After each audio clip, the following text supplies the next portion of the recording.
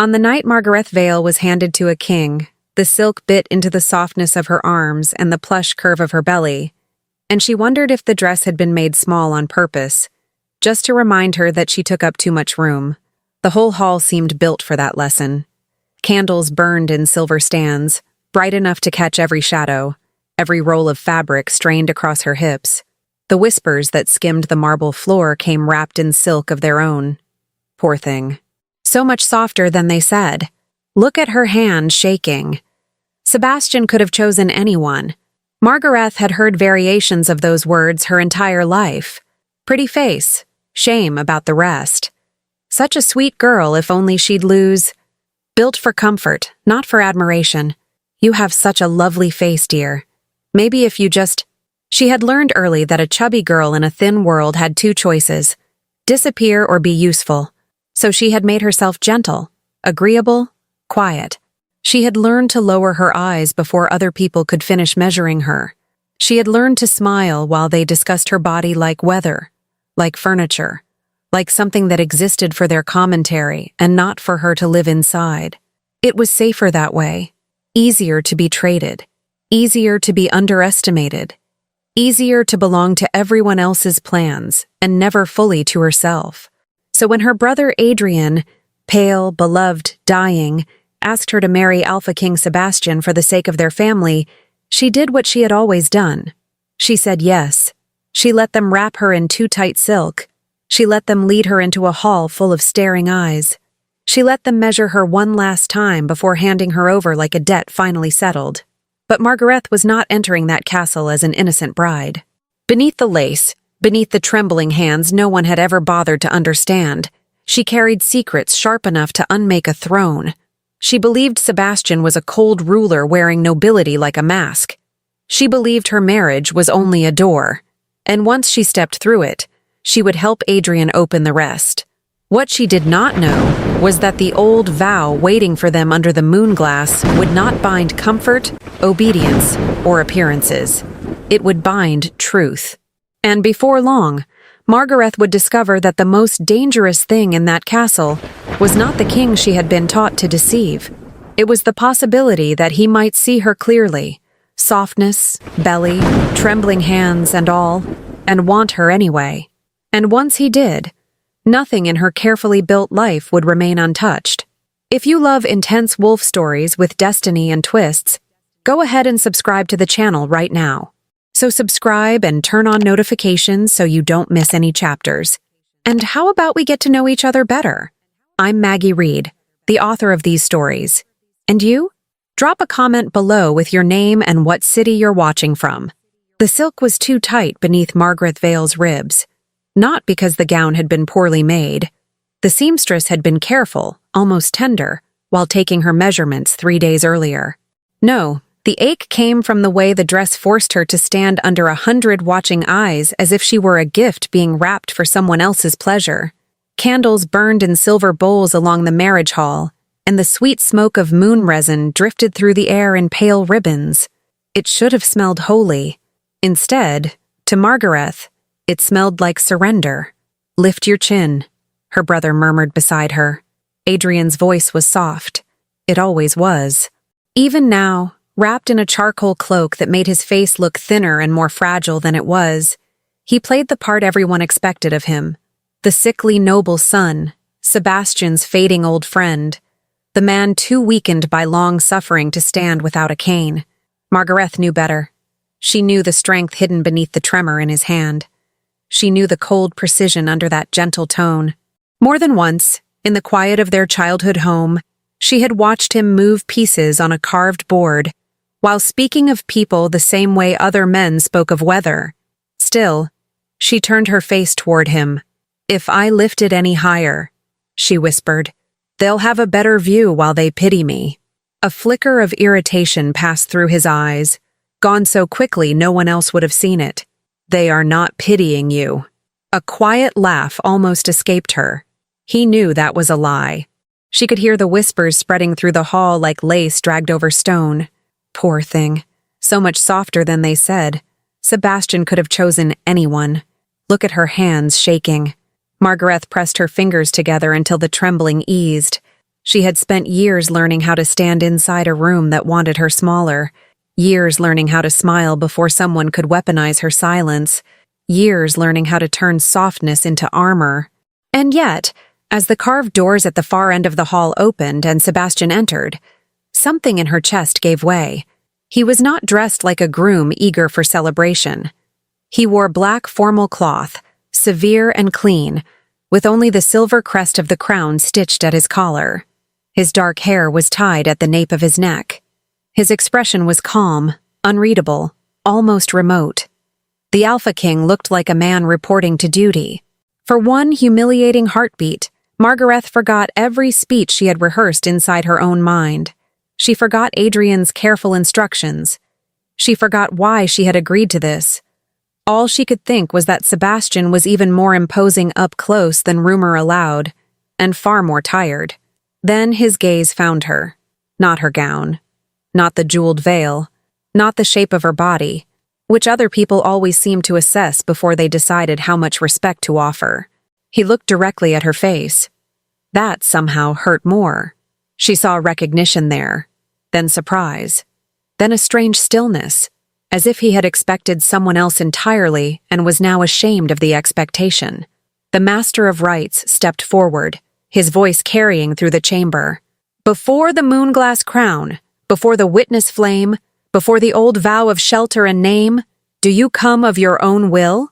Margaret almost smiled at the form of the question. In this kingdom, ceremony loved beautiful lies. Adrian's cane tapped once against the floor. A warning. Keep moving. So she walked. The long silver runner beneath her slippers seemed to stretch forever.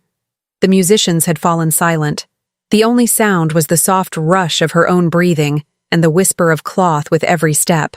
When she stopped across from Sebastian, the moonglass lanterns above them brightened. She had heard of them all her life. Every royal marriage in the north was sealed under living crystal flame. Old stories said the lanterns did not bind bodies. They bound truths. Two people married under moonglass would feel the presence of a soul-deep lie whenever the other spoke it. Not every small evasion, not every half-finished thought, only the truths that had teeth, the truths that could shape a life. It was why Adrian had wanted this match. You won't need to lie forever, he had told her. Only long enough to learn what we need. At the time, she had believed him.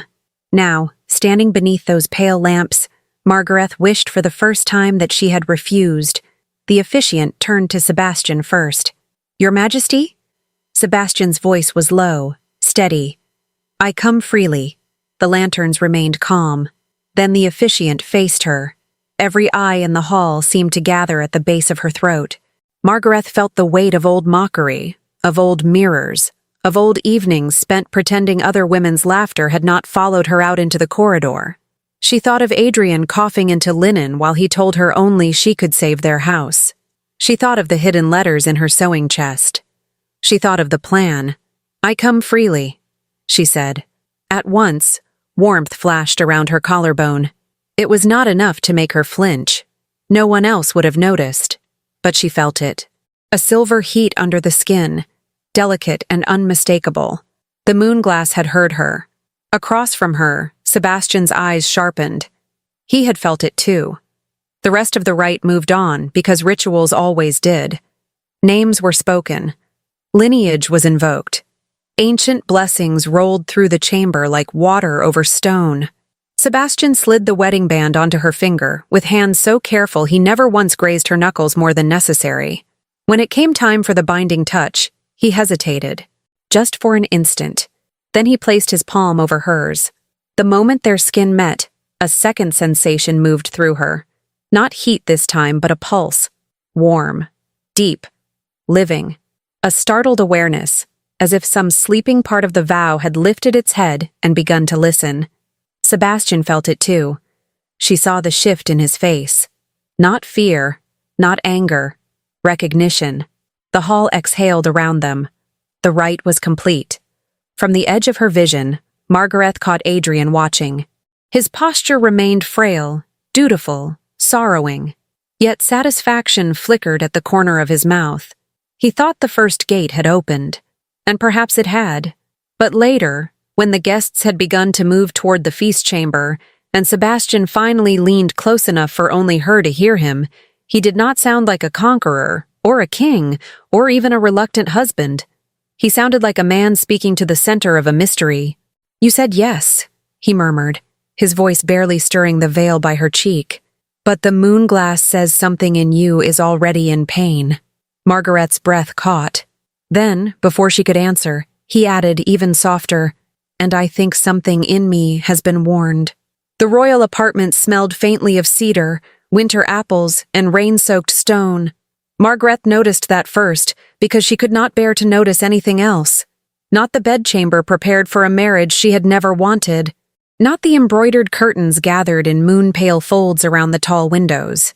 Not the fact that she was now inside Sebastian's private wing, far beyond the reach of the life she had known only that morning. A maid with silver-threaded sleeves finished arranging the last trunk near the wardrobe and curtsied. "If your grace requires anything, the bell pull is beside the hearth. Your grace." The title landed strangely. Too grand for her skin.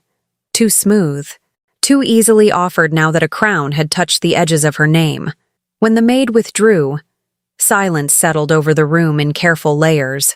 Margaret crossed to the nearest window. Far below, the inner courtyards glowed with lantern light. Servants crossed the stone paths in pairs. Somewhere to the east, a fountain murmured beneath the night. It should have calmed her. Instead, it made her feel the distance from Adrian all the more sharply. By now, he would be back in his guest rooms. By now, he would be waiting for the signal they had agreed upon.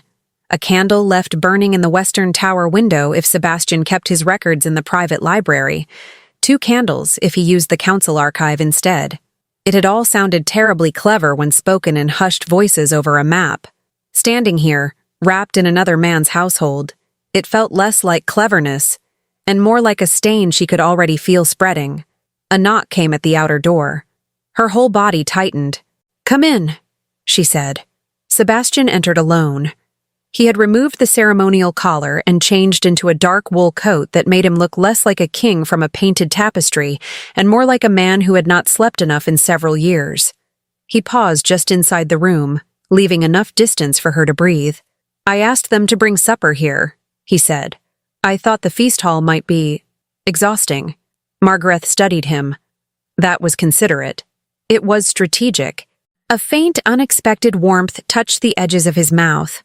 Not quite a smile, but close enough to unsettle her more than a smile might have. "I've spent long enough in my own court to know when a room is sharp with curiosity," he continued. "You have had enough of that for one day." He crossed to the small round table near the hearth, where covered dishes waited beneath silver domes. As he lifted one lid after another, the room filled with the scent of rosemary bread, buttered carrots, glazed pears, and braised venison. Margaret had not realized how hungry she was until then. "You don't have to be afraid of the food," Sebastian said without turning. "No one here is trying to poison you." "I wasn't thinking that." He glanced back. "What were you thinking?" That kindness would have been easier to resist if it came with cruelty attached. Instead, she said, "I was thinking I had not expected you to remember I might need to eat." That stilled him. For one quiet moment, the crackle of the hearth seemed louder. Then he drew out a chair for her. "It would be a poor beginning," he said, "if I failed at the first human thing." Margaret sat slowly. The moonglass bond at her throat remained quiet.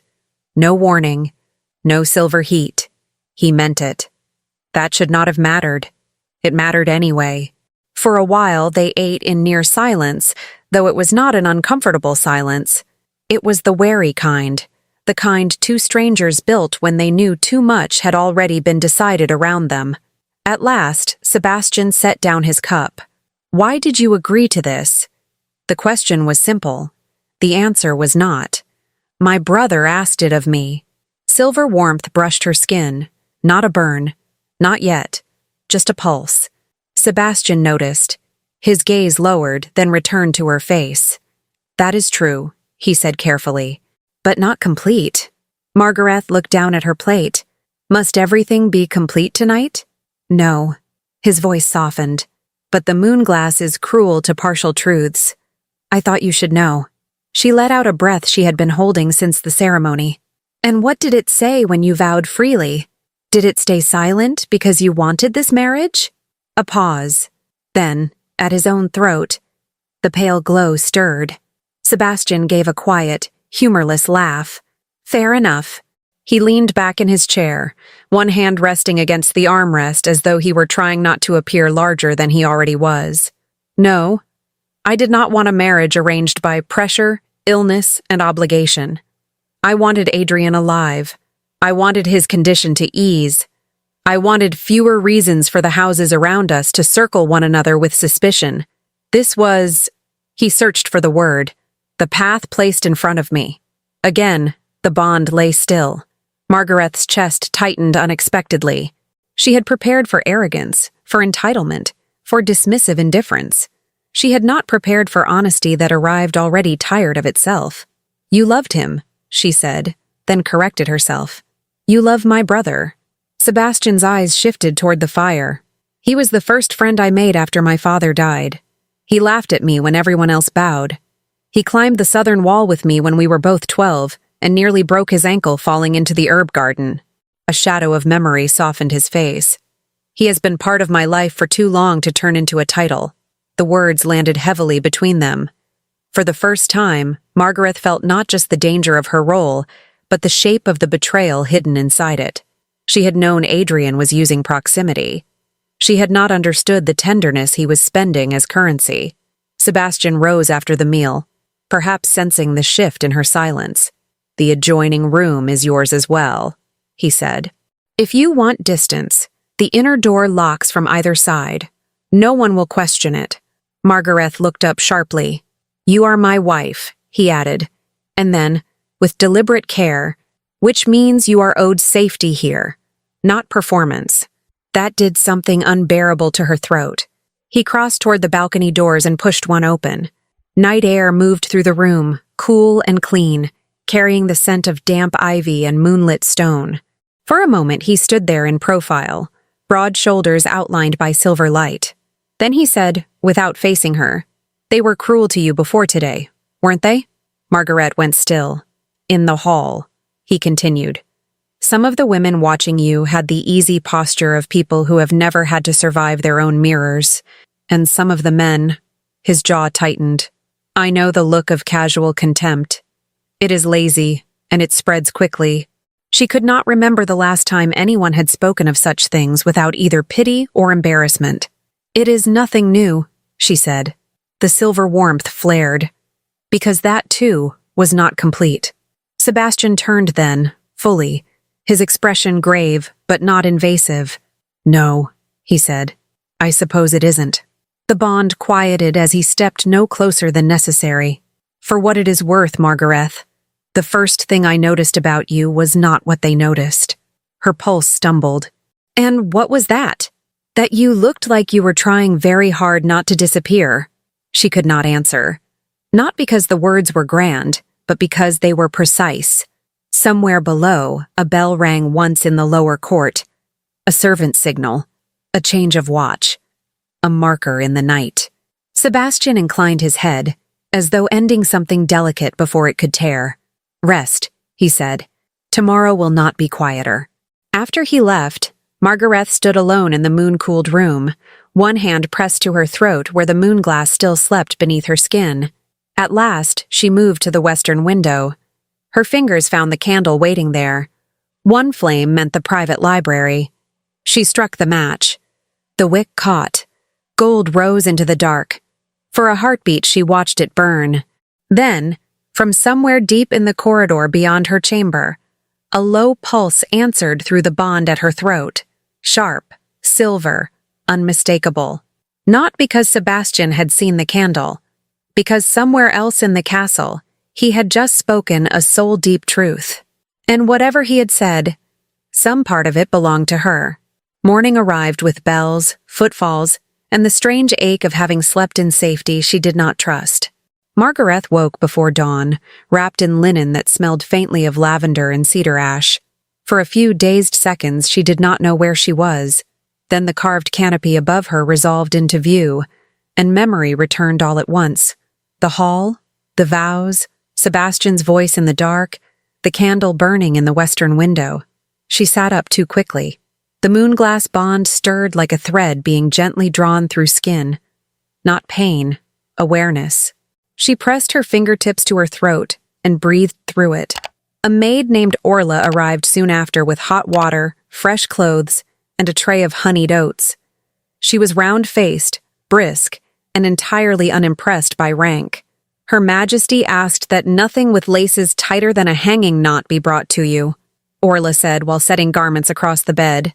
His exact words were, "If anyone puts her in a cage disguised as fashion, I will hear about it." Margaret looked up. "He said that?" Orla's mouth twitched. Word for word. Before Margaret could decide what to do with that, the maid added, "He also sent boots instead of slippers. Thought you might prefer to walk without feeling ornamental." A laugh escaped Margaret before she could stop it. Small, startled, real. It was the first true sound of ease she had made since arriving. Later that morning, she was escorted to the Sun Gallery, where the royal household took a lighter meal before the day scattered them into obligation. The room was all pale marble and long windows, with winter light pouring across the table in silver bars. Several courtiers rose when she entered. Others remained seated a fraction too long. Margaret felt every glance. Not because they were loud, because they were trained, refined, skilled in the old art of pretending not to study what they had already judged. Sebastian stood near the head of the table in conversation with an older woman dressed in deep blue velvet. His aunt, Margaret guessed, from the resemblance around the eyes. When he saw her, the conversation ended at once. He did not wave her forward like a pet summoned closer. He simply stepped toward her, pulled out the chair at his right, and said, in a voice pitched for the whole table to hear, "You're just in time. My aunt was about to declare the pear tarts a theological error." A few startled smiles flickered down the line of seats. Even the woman in blue looked faintly offended. "They are overspiced," she said. "They are breakfast," Sebastian replied, "which means they are innocent." The table loosened around the exchange. Not entirely, but enough. Margaret took her seat. As she did, she caught the expression of Lady Nerys Halden, one of the younger noblewomen across from her. Cool surprise, edged with something like annoyance. It was the face of a woman who had expected Sebastian to keep his bride at ceremonial distance. Instead, he handed Margaret the tea himself. It should not have felt intimate. It did. The morning passed beneath layers of minor conversation, house matters, and soft protocol. Margaret said little. She listened. She observed who leaned toward Sebastian and who leaned away, who softened in his presence, who stiffened only when he turned his head. She was good at patterns. Adrian had always said so. That gift had made her useful to him. When the meal ended, Sebastian asked if she would walk with him in the glass conservatory before noon obligations claimed them both. It was phrased as a question. That alone made refusing difficult. So she went. The conservatory stretched along the eastern side of the keep, warm with winter roses and night-blooming vines that had been coaxed into daylight flowering by quiet moonstone basins. As they walked between green walls and white blossoms, the world beyond the glass seemed to fall away. "You study rooms before you speak in them," Sebastian said after a time. Margaret glanced at him. "Do I? You count alliances by shoulders." His tone held no accusation, only notice. "You also know exactly which servants are afraid of me and which ones are only afraid of dropping trays near me." A reluctant smile tugged at her mouth. "And which is worse? The trays. Fear can be repaired. Broken porcelain becomes story material for my aunt." She laughed again, and this time he looked almost startled by the sound, as though it pleased him more than he had meant to let it. For several steps, neither spoke. Then Margaret said, "You are not what I expected." He looked ahead, not at her. "No? No. That makes two of us." The bond warmed faintly, not as warning this time, but as if the moonglass itself were leaning closer to listen. She tried to ignore it. "Tell me something true," Sebastian said quietly. "Not because I command it, Because I would like at least one thing between us that does not belong to ceremony. Margaret's instinct was immediate retreat. Yet there was no force in him, no demand. Only a strange seriousness she was beginning to recognize. So she chose carefully. When I was 12, she said, a dressmaker told my mother I would never carry silk properly because I was built for comfort instead of admiration. Sebastian's expression changed. She said it while pinning the hem, Margaret went on, surprised by the steadiness of her own voice, as though I were furniture in the room. I remember thinking that perhaps if I spoke more beautifully than I looked, people might forget to measure me first. He stopped walking. The winter light through the glass caught in his eyes, turning them almost silver. And did they? Sometimes. Then they were fools twice over. It was said without performance, without flattery, simply as fact. Margaret felt something old and tightly stitched inside her loosen by one thread. Too much, too quickly. She looked away first. I suppose it is my turn, Sebastian said after a moment. Something true. He led her farther in, to the oldest part of the conservatory, where a white tree grew from a basin of dark soil. Its bark gleamed like bone, and tiny glass-like leaves shimmered at the tips of its branches. The first Alpha King planted this moon birch the night he took the crown, Sebastian said. The story says it reflects the heart of the one who rules from this house. Margaret raised a brow. And what does it reflect now? Tired roots, too many storms. One branch refusing to die out of spite.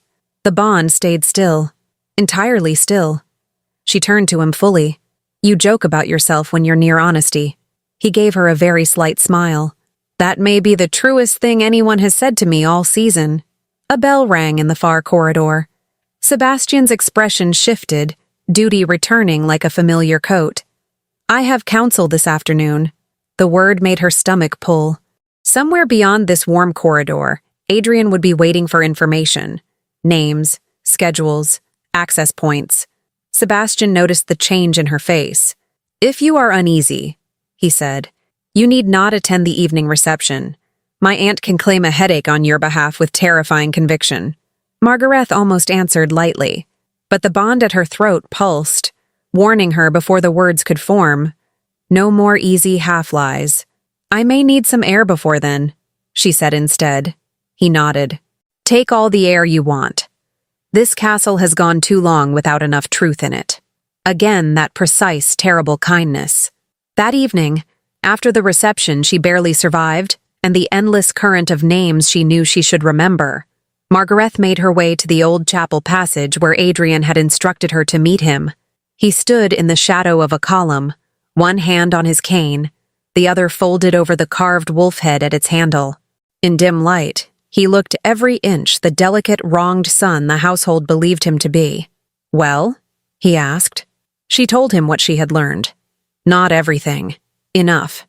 Sebastian's council met before dusk. The archive keys remained with the steward after midnight. The southern postern was no longer used for storage access. Adrian listened, thoughtful and grave. And the king? He asked at last. Margaret hesitated. What of him? Is he suspicious? She thought of the tea he had poured with his own hands, the boots, the conservatory, the way he had seen straight through the oldest wound she carried without making a spectacle of it. He notices too much, she said quietly. Adrian's mouth thinned. Then do not give him more to notice. He reached for her wrist, not cruelly, but firmly enough to remind her of old habits and older debts. You must remember why you are there. He has a gifted way of looking merciful when it serves him.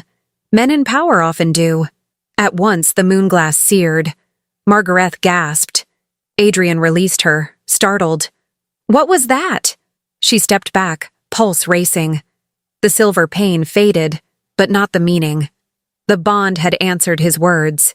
Not because Sebastian was speaking, because in that moment, Margaret had heard a lie about Sebastian and her own soul had known it. Adrian stared at her face. Too intent now. Too sharp. Margaret, he said softly. What has he done? The chapel seemed to narrow around her, and for the first time since the wedding, she understood the true danger was not that Sebastian might discover her deception. It was that Adrian might discover her doubt. The next 3 days passed like silk drawn over a blade. Everything looked smooth. Everything concealed an edge. Margaret learned the rhythm of the keep. Morning petitions in the lower hall. Midday correspondence in Sebastian's private study. Evening appearances in rooms where candles, jewels, and polished laughter tried to disguise the fact that every household in the kingdom measured its future by what happened inside these walls. She also learned Sebastian's habits without meaning to. He read standing up when the matter angered him. He loosened his cuffs before difficult conversations, as though he needed the use of his hands to keep from saying too much. He disliked sweet wine, preferred plain bread to sugared pastries, and always dismissed servants with thanks, not habit. Small things. Terrible things. The kind that made a person human when it would be safer if he remained only a role. By the 4th evening, a storm had gathered over the western towers. Rain brushed the high windows in soft, persistent waves. Margaret sat in the royal library with a ledger open before her, pretending to compare household accounts while, in truth, she searched for records Adrian had asked her to find. There had to be proof, he insisted, that Sebastian intended to strip certain northern houses of land and title. Proof that the king's fairness was only performance. Proof that what Adrian planned was rescue, not ambition. She found nothing. Less than nothing, in fact. The ledgers showed debt relief granted after a winter freeze. Grain stores released at personal cost to the crown. Repairs commissioned for villages that had never once hosted a royal hunt or festival. Not the work of a man hollow with greed. A shadow crossed the page. Sebastian stood at the end of the table, rain darkening the shoulders of his coat. "I was told my wife had gone missing," he said. Margaret closed the ledger too quickly. "I hardly think the library counts as missing." "That depends who is looking." He came closer, his gaze flicking to the closed book, then to her face. The bond at her throat warmed, not in warning, but in pressure. Expectation. "You're troubled," he said. "I'm tired." Silver heat. His eyes lowered for the briefest instant. "You are tired," he allowed, "and also troubled." She rose from the chair because sitting while he stood felt suddenly unbearable. Rain drummed softly above them. Somewhere deeper in the library, a lantern hissed. "I do not know what you want from me," she said. Sebastian stilled. The confession had escaped more nakedly than she intended. Not dramatic. Just tired. Just true. He answered with equal quiet. "At the beginning? Courtesy? Cooperation? Peace, if we could manage it? And now?" The question hung between stacks of leather and old paper. When he spoke, his voice had roughened. "Now I want the truth of you, and I am trying not to resent how much I want it." Her breath caught. The moonglass bond flared, bright and clean. True. Completely, dangerously true. Margaret turned away, pressing one hand to the edge of the table. "You should not say things like that." "Why?" "Because I do not know what to do with them." The rain thickened. Wind pressed briefly at the windows, then moved on. Behind her, Sebastian spoke with great care. "I am not asking for what you cannot give. But I will not pretend I feel nothing while this house fills itself with ceremony around us." She closed her eyes. There it was again. That refusal to hide behind rank. That refusal to make her carry the whole shame of complexity alone. Slowly, he came nearer. She sensed the warmth of him before his hand ever touched her. When his fingers finally brushed the fabric at her elbow, it was barely a touch at all. A question. Nothing more. Margaret turned. They stood so close now that she could see the fine line of weariness beneath his eyes. The rain left at the ends of his dark hair. The effort it cost him to remain still. "If I hold you," he said, so quietly she almost thought the storm had imagined it. "Will the bond punish me for wanting something before it is safe?" A laugh trembled through her before it could become tears. "I don't know. Neither do I." His gaze softened as he looked at her, then lifted again, giving her every chance to step away. She did not. The first moment they shared was soft enough to break her heart. No hunger, no taking, only warmth, and a tenderness so careful it made her chest ache. When he gently reached for her face, Margaret leaned into it without permission from the better, colder part of herself. The moonglass did not burn. Instead, a deep pulse moved through the bond, like a door unlocking somewhere far below the earth. She leaned into him, letting go of all the confusion she had been holding back, the strange relief of being touched as though she were precious and not provisional. Sebastian exhaled slowly, as if her nearness affected him deeply, and drew back just enough to look into her eyes. "We are in trouble," he murmured. "Yes. Do you regret it?" She should have said yes. She should have. No. The truth of it shone silver between them. His eyes closed briefly, as if the answer had both wounded and healed him. Then the library door opened. Margaret jumped back. Adrian stood at the threshold with one of the senior attendants hovering behind him, concern written carefully across his pale face. "I'm sorry," Adrian said, his voice smooth with apology. "I was told my sister might be here. I worried when she did not return." His gaze moved from Sebastian to Margaret and back again. He missed nothing. Sebastian straightened at once, every private softness folding itself away behind royal composure. "You are not intruding, Adrian." "No?" Adrian's smile was faint and tired. "How generous." The attendant withdrew after an awkward bow, leaving the three of them in the rain-soft hush of the library. Margaret knew this moment mattered. She did not yet know how much. Adrian looked at her with gentle concern that felt, suddenly, like a hand around her throat.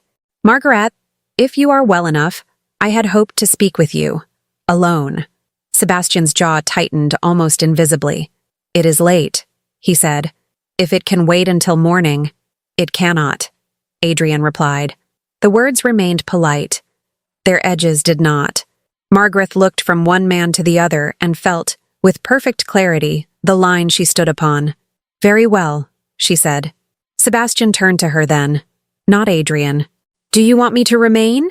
The fact that he asked in front of Adrian nearly undid her. Before she could answer, Adrian spoke softly. "Surely my sister does not need permission to speak with her own family." The moonglass burned, not at Sebastian. At the word family spoken like a leash. Margaret drew in a breath. Sebastian saw it. So did Adrian. And in the silence that followed, Sebastian's face changed. Not into anger, but into something far worse. Understanding. He stepped back from her as if giving space to a truth he had just been handed. "I see," he said. Margaret moved toward him instinctively. "Sebastian." But he was already closing the shutters of his expression, one by one, until only the king remained. "Of course," he said. "Speak with your brother." Then he left her there, with rain against the windows, Adrian's satisfied quiet, and the silver bond at her throat burning like grief. By the time the moon vigil began, Margaret felt as though she had been walking for days through a house made of echoes. Sebastian had not avoided her. That would have been easier. Instead, he had become formal. Perfectly, painfully formal. He attended meals. He asked after her comfort. He included her in public rituals with unassailable courtesy. No one at court could have pointed to a single failure in his conduct. Yet the warmth between them had vanished so completely that the emptiness of it became its own presence. Margaret carried it everywhere. On the evening of the vigil, the entire household gathered in the Hall of Lantern Crowns, where the oldest vows of the kingdom were renewed once each winter. Hundreds of suspended moon lamps floated above the polished floor like captured stars. Nobles, attendants, elders, and sworn houses filled the chamber in silver and midnight blue. This, Adrian had told her 2 nights earlier, was when everything would finally turn. All she had to do was unlock the inner record alcove before the final vow. The hidden letters he had arranged to be placed there, letters forged in Sebastian's seal, letters implying an intention to cast out allied houses and bind their heirs, would be discovered before the gathered court. The elders, shocked by such cold ambition, would demand that Sebastian step aside until judgment could be made. Adrian, loyal and grieving, would take temporary stewardship to protect the realm from division. It had been a clean plan on paper. Too clean. Now, As Margaret stood near the dais in a gown the color of winter roses, she knew with absolute certainty that if she obeyed him, the damage would not stop where he claimed it would. Adrian did not want correction. He wanted possession. The last piece she had been missing came an hour earlier, when Orla, nervous and loyal, had confessed that Adrian's physicians had been dismissed months ago. He had not needed them. He had paid them to keep silent and travel south. The illness was theater. The weakness, theater. Perhaps even his friendship, at least in part, had become theater too. Margaret had not cried. There was no room left in her for surprise that soft. Now Sebastian stood across the hall in ceremonial black, the silver mantle of the Alpha King falling from his shoulders in austere lines. He had never looked more remote, or more breakable, because she knew now what it had cost him to believe in Adrian, what it had cost him to open his home, his crown, and finally his guarded heart to the sister of the man who meant to unseat him. The Elder of Rights raised both hands. The hall quieted. "Under moon witness," he intoned, "let truth stand where fear once stood." Margaret's pulse thundered. This was the moment. If Adrian's forged letters reached the center of the hall, everything would tilt. From the far side of the chamber, Adrian met her eyes and gave the smallest nod. "Do it." She looked toward the record alcove. Then, instead, she stepped into the center of the hall. At first, only those nearest noticed. A ripple of confusion moved outward as skirts and sleeves stilled, as whispers thinned and died. Sebastian's gaze found her instantly. Margaret had never felt more visible in her life. Good, she thought suddenly. Let them look. "Margaret," the elder said, startled. "The vow has not yet—" "I know."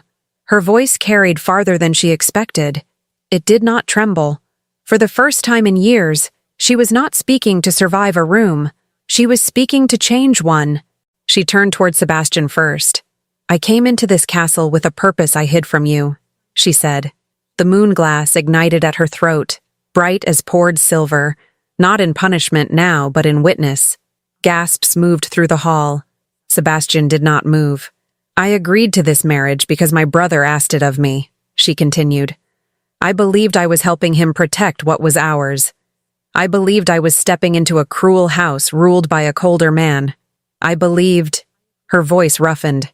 "I believed many convenient things because they made betrayal feel righteous." No one in the hall breathed. Adrian took one step forward. "Margaret," he said in a warning tone, all softness stripped thin. She turned to him. "And I believed you," she said. For the first time in his life, perhaps, Adrian looked unprepared. "He is overwhelmed," Adrian told the hall at once, his voice gentle, saddened, persuasive. "My sister has been under great strain. The bond can confuse emotion with—" The moon glass above them blazed.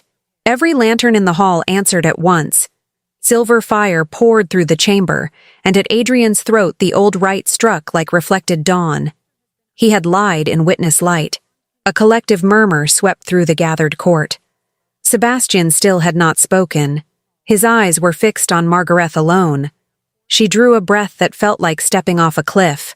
"My brother is not ill," she said. "The letters hidden in the inner record alcove are false. He means to disgrace the crown and claim stewardship in the confusion that follows." Adrian's face changed then. Not into rage.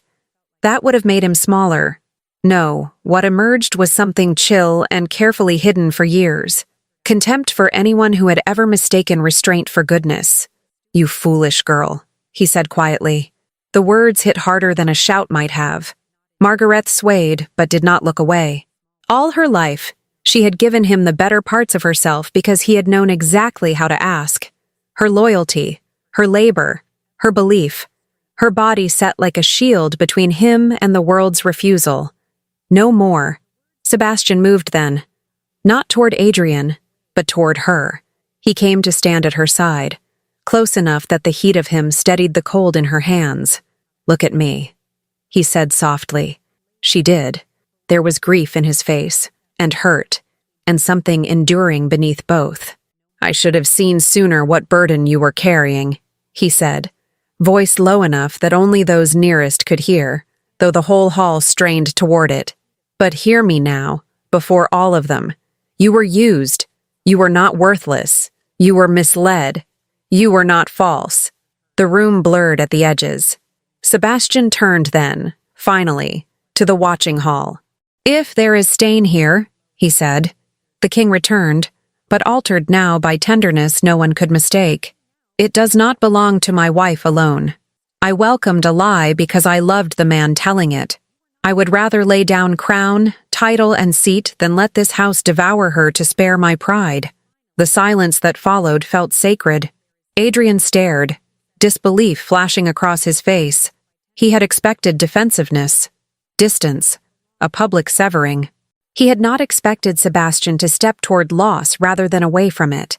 And because he had not expected it, the whole shape of his plan collapsed.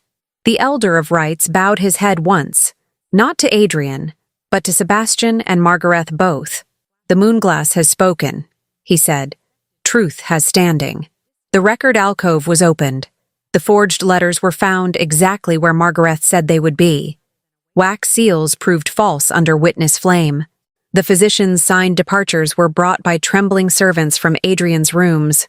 One by one, each thread he had woven into silk came apart in public light. No one shouted. No one struck him. There was no scene of savage ruin, only the colder consequence of revelation. Adrian's smile returned at last, thin and brittle. "You would choose him over blood?"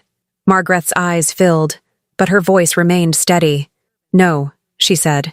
"I am choosing truth over hunger dressed as love." That, more than anything else, seemed to reach him. For a moment, something almost like regret passed over his face. Then it vanished, and he let the attendants guide him from the hall with his cane tapping once, twice, fading into the corridor beyond. The chamber slowly emptied after that, though not before 100 people had seen Sebastian place his hand over Margaret's, openly, deliberately, with the whole kingdom's witness upon them. Only when the doors closed and the great lantern hall stood nearly empty did Margaret finally let herself sag. "I do not deserve this kindness," she whispered. Sebastian's expression broke. He took her face between his hands with unbearable care. "No," he said. "You deserve so much more of it than you were ever given." And when they came together there beneath the dying silver lights, it felt less like rescue than recognition. Spring entered the castle quietly, not in a single triumphant morning, but in softened stone, thawed garden paths, and the first open windows after months of cold. By the time the western orchard had begun to bloom, Margaret no longer felt like a guest passing through Sebastian's house. It had become hers in the slow, surprising ways that mattered. In the women's solar, the seamstresses now asked what fabrics she actually liked, instead of what would make her look smaller. In the lower kitchens, the bakers saved her the heel of the rosemary loaf because they had learned she preferred it warm with butter. In the east garden, 2 shy young attendants had begun bringing their worries to her at dusk, trusting that she would listen without turning their tenderness into entertainment. Belonging, she discovered, did not arrive all at once. It gathered. It learned your name and stayed. On the first clear evening of full bloom, the Hall of Lantern Crowns opened again. This time, not for a winter vow, but for the renewal feast that marked the beginning of the warm season. The whole court assembled in brighter colors. Laughter came easier now. Even the air seemed lighter. Margaret paused at the entrance before stepping inside. Months earlier, she had stood in a hall like this and felt herself measured as a burden wrapped in silk. Tonight, she wore a gown of deep green that followed her body without apology. Her hair fell in dark waves braided with pearl pins Sebastian had chosen himself after declaring, with complete seriousness, that anything which made her look more like moonlit danger ought to be encouraged. He was waiting for her near the dais. When he saw her, his face changed in that way it always did now. Subtle to everyone else, devastating to her. The king remained, but the man beneath him stepped forward first. He crossed the floor before protocol could stop him. "You are late," he murmured as he offered his hand. "I am precisely on time." "That is unfortunate. I had already begun composing a tragic speech in your honor." She laughed as he drew her beside him. And was it moving? Deeply. My aunt called it manipulative. Then it was probably excellent. The warmth in his eyes turned helplessly fond. There were still difficult things in the world beyond these walls. There would always be losses to mend, trust to rebuild, households to steady after Adrian's deception. But the house no longer felt haunted by unspoken fear. Sebastian had changed after that winter night, not softened into weakness, as some had whispered he might. Rather, he had become easier in his own strength, less alone within it, and Margaret, for her part, no longer apologized when a room turned to look at her. Halfway through the feast, Lady Nerisse Halden approached with a younger cousin hovering at her side, a plump girl of perhaps 19, red-cheeked and miserable in formal satin. "Your Grace," Nerisse said with awkward stiffness, "my cousin Celia has had an unpleasant evening." The girl kept her eyes on the floor. Margaret knew that posture. She knew the heat rising under the skin, the effort of pretending one cruel glance did not matter, because admitting it mattered would only invite more. So she did what no one had done for her at 19. She smiled as if nothing about the girl required repair. "Then she should sit with me," Margaret said. "The pear tarts are scandalously good, and the company at my end of the table is less ornamental than advertised." Celia looked up, startled enough to forget her shame for one precious instant. Later, when the musicians had softened into evening melodies and the guests had drifted toward the terraces, Sebastian found Margaret standing beneath the open arches overlooking the orchard. Night air moved through the blossoms, carrying rose, damp grass, and the faint sweetness of moonflower. He stood close behind her, his presence a quiet comfort. No audience, no need for royal distance, only them. "You saved someone tonight," he said quietly. Margaret leaned back against him. "No, I just made room." "That is often the same thing." For a while they stood in silence, listening to the orchard breathe in the dark. At last she turned to face him, still close. "Do you ever regret it?" she asked. "The marriage? The cost?" Sebastian looked at her as though the answer had lived in him for months, waiting for the question. "I regret what brought you to me," he said. "I regret every wound that taught you to expect less than devotion. I regret every voice that made you feel negotiable." His hand rose to her cheek. "But I do not regret us. Not for a single heartbeat."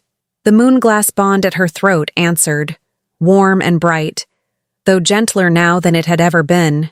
It no longer felt like a blade searching for lies. It felt like a living thread, woven through truth freely chosen.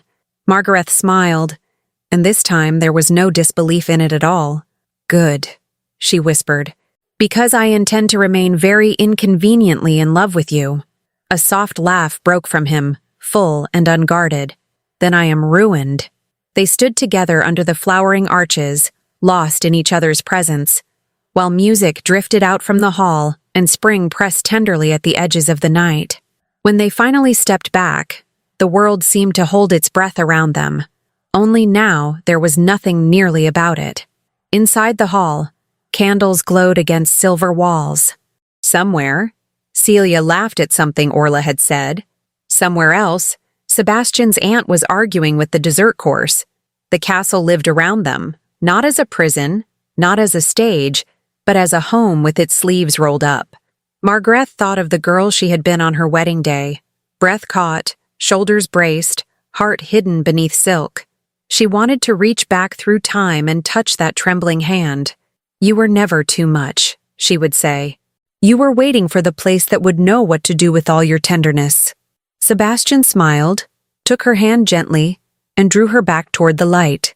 This time, when the room turned to look at her, Margaret did not feel examined. She felt seen. Epilogue. By late summer, the castle no longer carried Adrian's shadow in its corridors. It had not vanished all at once. At first, his absence lingered in small, uneasy ways. Servants lowered their voices when they passed the chapel passage. Certain nobles paused too long when Margaret entered a room, as if memory itself needed time to decide what shape she would now be allowed to hold. But time, when joined to truth and witnessed openly, had a way of clearing what fear once tried to preserve. After the moon vigil, Adrian had not been locked away in some dark and dramatic corner of the keep. Sebastian refused spectacle. He refused cruelty dressed as justice. Instead, Adrian had been confined to the eastern guest tower under formal watch, while the Elder Council reviewed every witness statement, every false seal, every payment record, and every servant testimony connected to the deception. The inquiry lasted 12 days. It was Sebastian's aunt, Lady Isolde, who insisted it be done properly and publicly, not because she wished to humiliate anyone, but because she understood the danger of half-buried scandal. "Secrets rot faster when silk is wrapped around them," she had said on the second morning, seated at the head of the records table with a pair of spectacles low on her nose and enough sharpened attention to make grown noblemen sweat into their collars. "If this house is to heal, we will not heal by pretending none of us were fooled." And so the truth was laid out, piece by piece. The forged letters had not been written by Adrian's own hand, though he had dictated their contents and approved every line. They were traced instead to a royal copyist named Melvern Dace, a quiet man with a perfect ear for cadence and a weakness for debt relief he believed Adrian would provide once power shifted.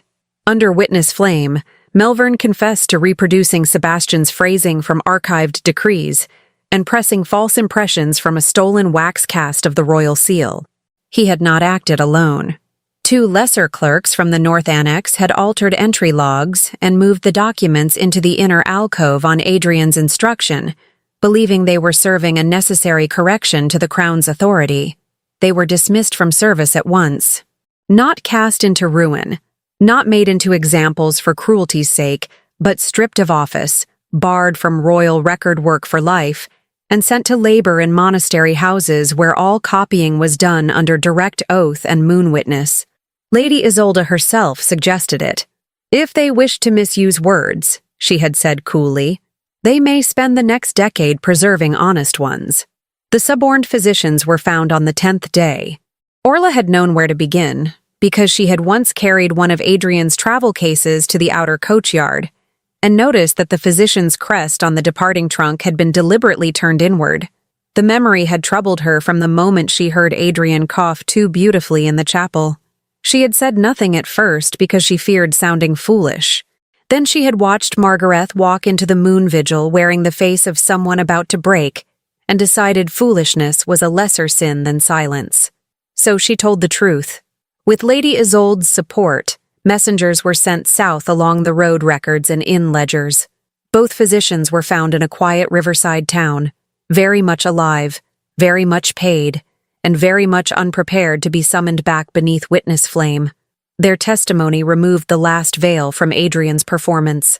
He had suffered passing weakness during one winter fever 2 years earlier, but no wasting illness had ever remained.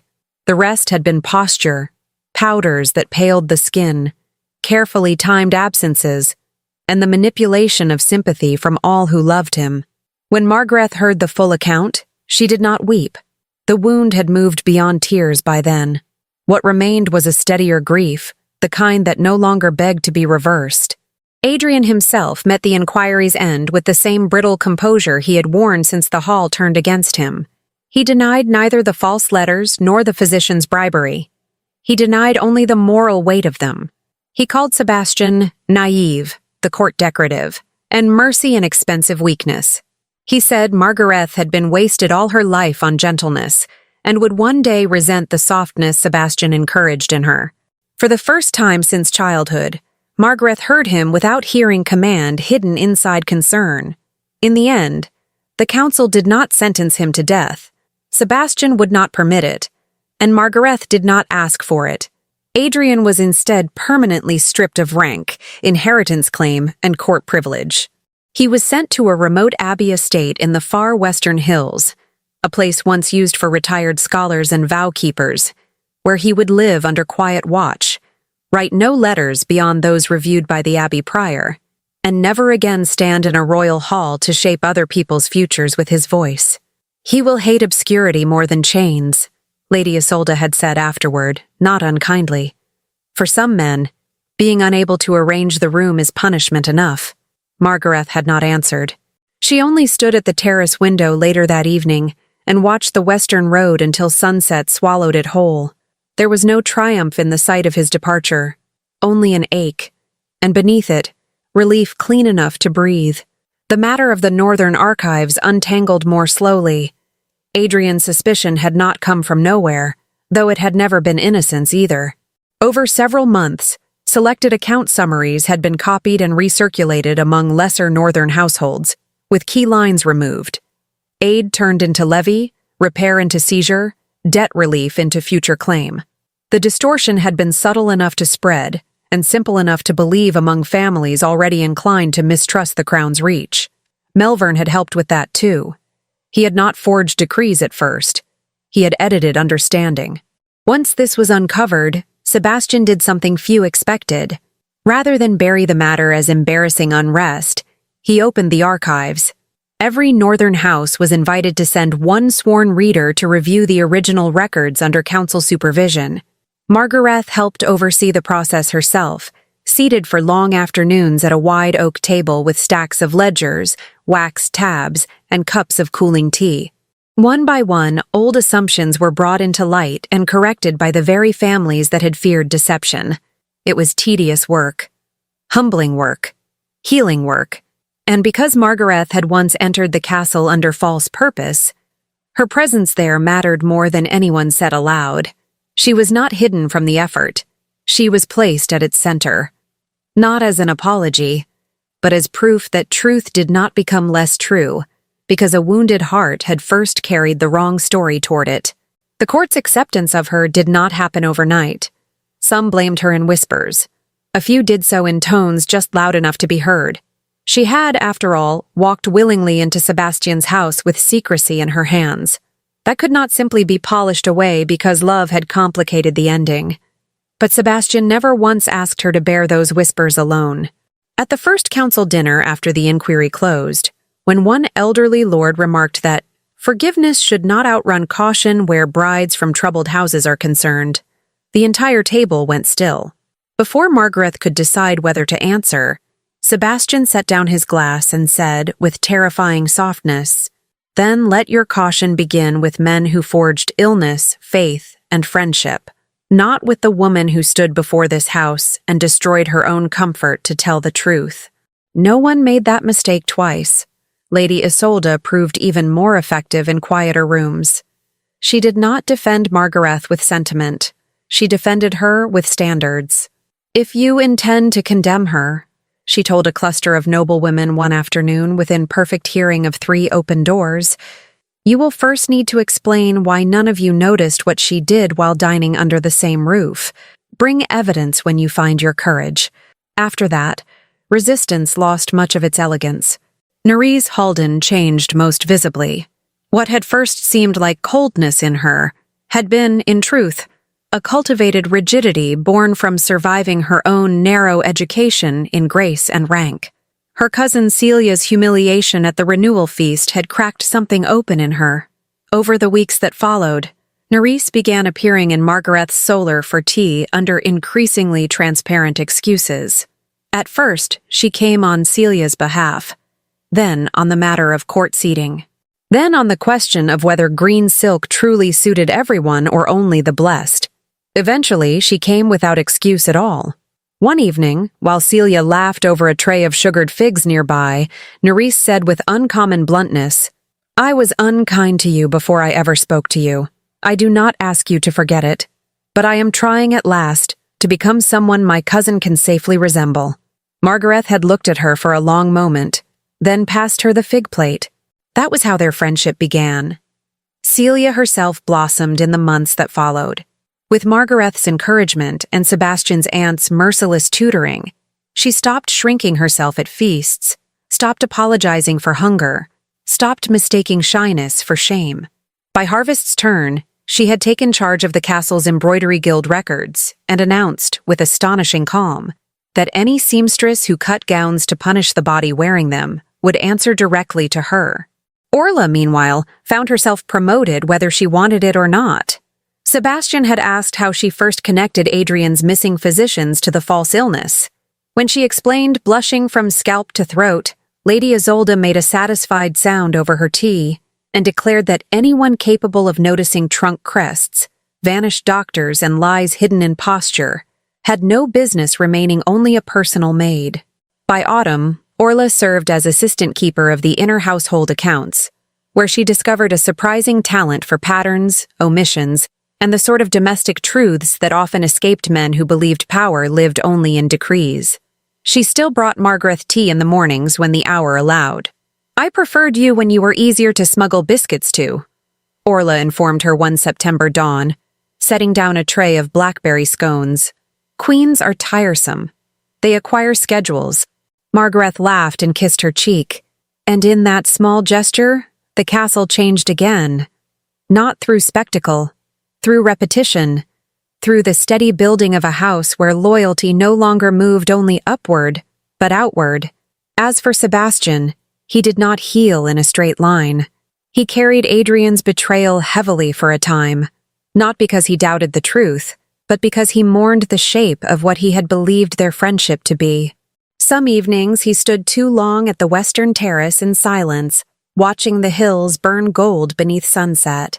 On those nights, Margaret did not force speech from him. She stood beside him, shoulder to shoulder, until quiet became company instead of absence. Once, near the end of summer, he said, "I keep trying to remember which parts of him were real." Margaret slipped her hand into his. "Perhaps some of them were," she answered. "And perhaps that is why the false parts hurt so much." He turned to look at her then, with the old astonishment still living beneath his love, as if even now he could not quite believe that the woman sent to mislead him had become the truest place in his life. "You always make room for grief without letting it sit on the throne," he said. She smiled. "Someone in this marriage must be practical." He kissed her knuckles, and for that evening at least, the wound gentled.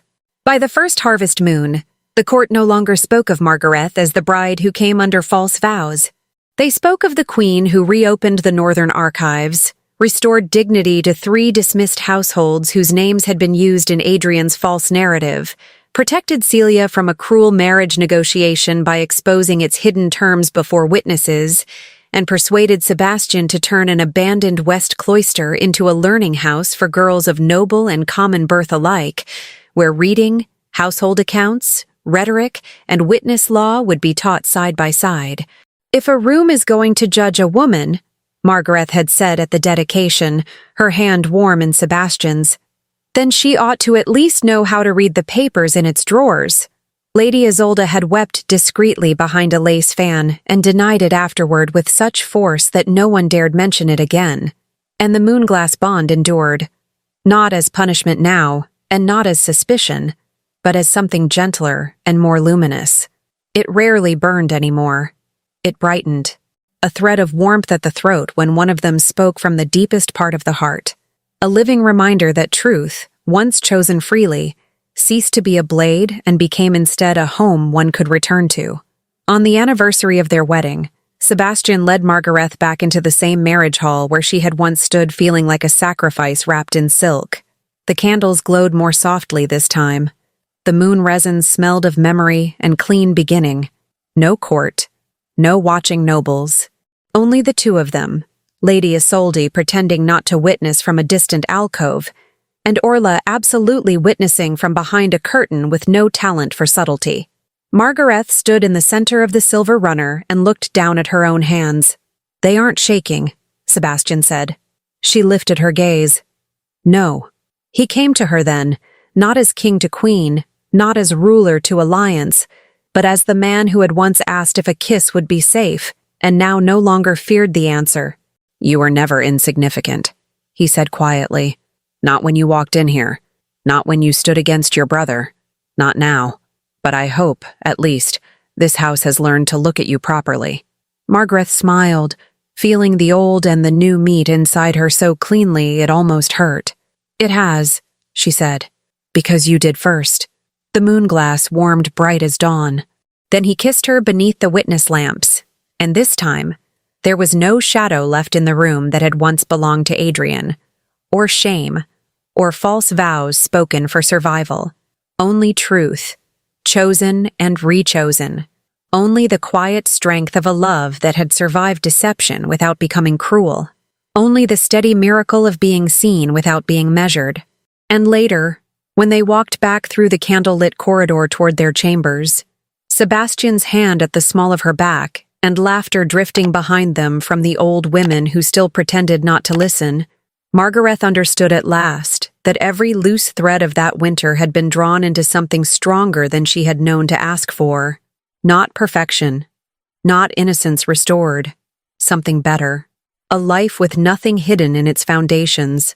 A court that had learned, however imperfectly, to let truth stand where fear once stood. A husband who had chosen her with open eyes. A name she no longer wore like a borrowed thing. And a home that finally, fully, knew what to do with all her tenderness. If you stayed until the end, comment below. Recognized for love.